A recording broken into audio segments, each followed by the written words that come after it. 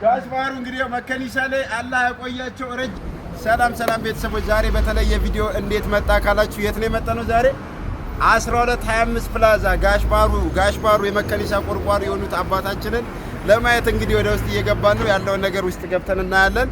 እንግዲህ ስለ ጋሽ ባህሩ ብዙ ነገር ታውቃላችሁ። መከኒሳን እንዴት እኔ እንኳን እንደ ታሪክ የሰማሁት ባሳር ቤት ጋር ይቆም የነበረውን ማህበረሰቡን ለመጥቀም ብለው እዚህ ድረስ እንዳስመጡ አውቃለሁ። ሌላውን ደግሞ እሳቸውን እንጠይቃለን። እስቲ ግን ጋሽ ባህሩ ቤታቸው እንዴት ነው ያለው? ለምን እንዳልፈረሰ ማህበረሰቡ እንዲሰበሰብ ሆን ተብሎ እንደተቀመጠ መንግስትም ይሄንን አውቆ ለማህበረሰቡ መሰብሰቢያ ይሆናል መጥተው ሰው ያርፍበታል ብለው ነው ያዘጋጁት። እስቲ ገብተን ደግሞ የባህሩን ቤት አሁን ያለበትን ሁኔታ እናያለን። የጋሽ ባህሩን ለማለት ነው። እኑ እስቲ ቤተሰቦች 1225 ፕላዛ እንግዲህ እንደምናየው ቤቱን ይሁት እስቲ ምን አይነት ዘና ያለ ቦታ እንዳለን ፋሚሊ ቁጭ እንላለን። ጋሽ ባህሩን ቤት ናቸው። እስቲ አሳይልኝ ረከቦት ጋሽ ባህሩን ቤት ናቸው። ቤትም ገብተን የምንሰራው ነገሮች አሉ። እሳቸውን እንጠይቃለን። ጋሽ ባህሩ እንግዲህ ታሪክን በምሳሌ ሰው በሚገባው ቋንቋ ይወላችሁ እዚህ ጋር ማለት ይህ ማለት ጋሽ ባህሩ ለመጀመሪያ ጊዜ ይመስለኛል የመስታወት መቁረጫውን ያመጡበት ጊዜ መስታወት መቁረጥ ሲጀምሩ እንዴት በምን አይነት መቁረጫ እንደጀመሩና ነው። እንስራዋ መቼም መዝቢያ አይጠፋችሁም። እንስራዋ ማለት ደግሞ ቧንቧ ህዝቡ ሁሉ ሲቀዳበት የነበረው ነው። ሁሉም ሰው በዚህችን ስራ ያልቀዳ የለም መከኒሳ ላይ ብዬ ተስፋ አደርጋለሁ። ጋሽ ባህሩን ገብተን አንጠይቃቸው አይሻልም? ጋሽ ባህሩን ገብተን በትህትና እንግዲህ አላህ ያቆያቸው። አርጅተዋል፣ ግን ደግሞ ሁላችንም ለእሳቸው ዱዓ ማድረግ ያስፈልገናል። አላህ ያቆያቸው። ድሮም ማረፊያ ነበሩ። አሁንም እንድናርፍ እድሉን ስለሰጡን ደስ ብሎን ወደ የት እንገባለን? ወደ ጋሽ ባህሩ።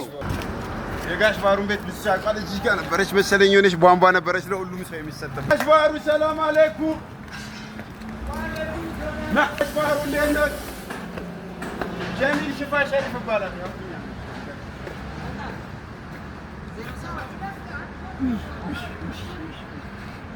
ጋሽ ባህሩ እንግዲህ መከኒሳ ላይ አላህ ያቆያቸው። ረጅም ጊዜ ለማህበረሰቡ ብዙ ነገር ካረጉ ውሃም ካስቀዱ በብዙ ችግሮች ከመጡልን ትልቅ ሰዎች ናቸው። ሁላችንም አላህ እንዲያቆያቸው ዱዓ እያደረግን እዋቸው። እንግዲህ ሰፈሩን አንድ ይልኝ ብዙ ነገር ውሃም ሲሰጡ የነበረ ማህበረሰባችንን መከኒሳ አውቶቡስ እዚህ እንዲመጣ ብሶ እንዳረግ ሰምቻለሁ። አውቶቡስ ሁሉ መከኒሳ ድረስ እንዲመጣ። ሌላ ግን ብዙ ማውቀው ነገር የለም። ውሃውን አውቃለሁ፣ አውቶቡስን አውቃለሁ፣ ሌሎችም ብዙ አሉ።